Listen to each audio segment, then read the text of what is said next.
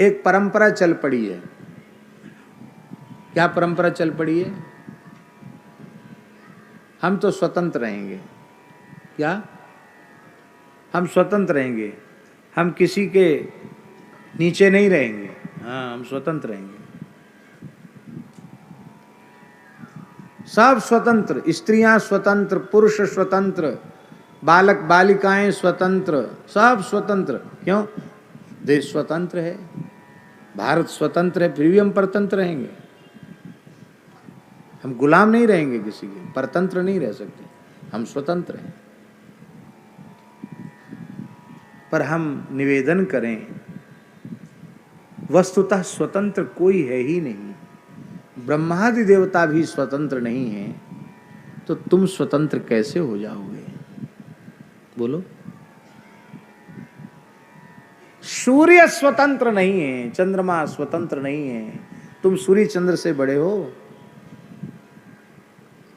मत भयात बाति बातोयम सूर्यस्तपति मत भयात वर्षतीन्द्रो दहत्यग्नि मृत्युश्चरति मत भयात।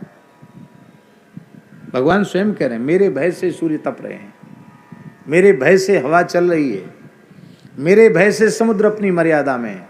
इसका मतलब है वो भी अनुशासन में है।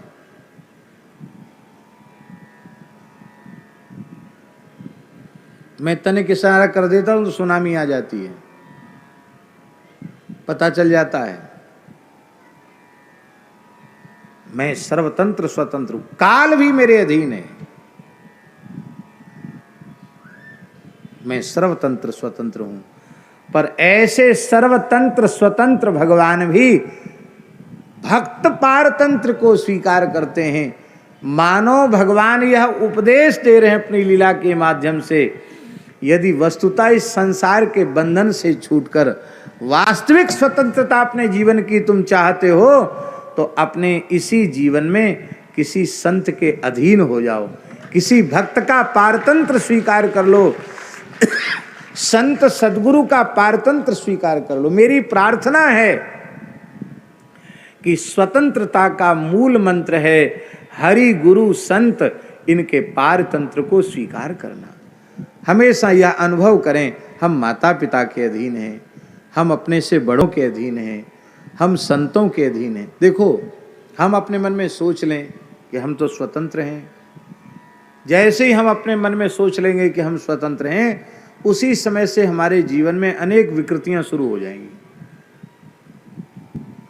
पर हम अपने को बिल्कुल स्वतंत्र नहीं मानते।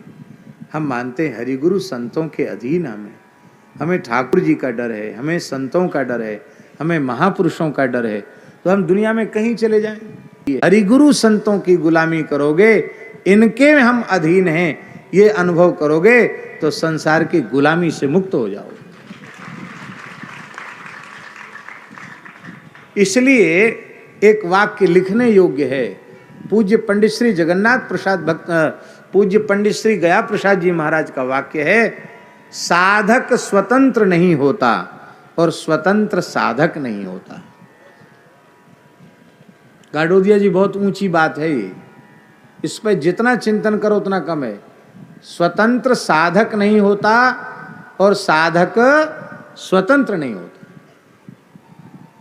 यदि आप साधक हैं तो आप कभी अपने को स्वतंत्र अनुभव नहीं करेंगे। खान पान, आहार, विचार, व्यवहार, चिंतन, सब में आप अंकुश रहेगा आपके। आप नहीं अनुभव करेंगे तो निरंकुशता आ जाएगी। गुरुजनों के पास रहना जरूरी क्यों है? इसलिए जरूरी रहना है कि उनके पास में रहकर हम अनुशासित रहना सीख लें, और उनके पास में रहकर भी हम अनुशासित रहना नहीं सीखे तो दुनिया में हम कहाँ अनुशासित हो पाएंगे। जो बच्चे माता पिता के पास में अनुशासित नहीं हो पाते हैं, वो बिगड़ ही जाते हैं। माता पिता के पास जो अनुशासित होगा, वो दुनिया के किसी कोने में चला जाए, कभी नहीं बिगड़ेगा। बोलो भक्तवत्सल भगवान। माई मेरे श्याम